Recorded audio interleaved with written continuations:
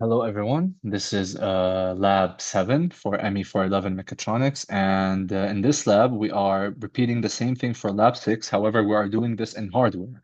So before we jump into the run of the motors, we have two setups as usual, which is the servo motor first, in which there's a servo starter pack with a starter configuration. And the red line goes to the 5 volts, the black line goes to the ground, and the green line goes to the PWM signal, which is at 9.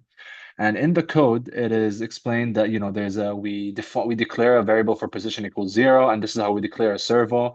And then we go through a for loop, which increases the position by 1 up until reaches to 90, and then it goes back from 90 to 0, all in a motion. And there's a delay between every degree or every +1 that the servo changes, so you can clearly see how it goes.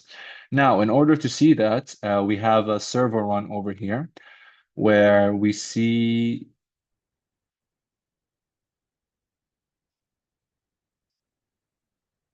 that,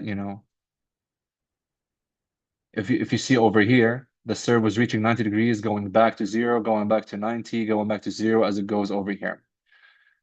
The second, the second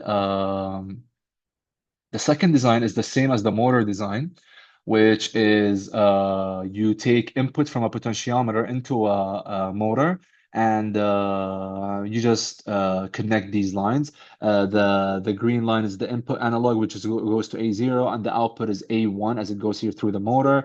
The red line is the 5 volts, and the black line is the ground. And in the code is we map the reading of the potentiometer as always, and we just make it to a simple if and else condition, which is if the reading of the potentiometer is greater than 125, then the motor will be at its max speed, and if it's not, then it's going to be at the lowest speed with a delay of 10.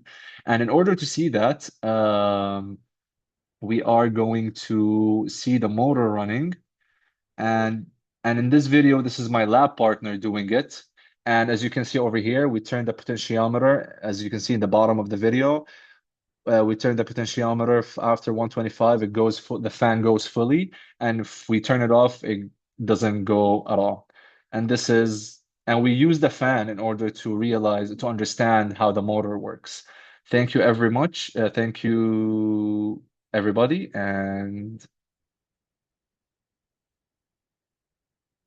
we'll see you later.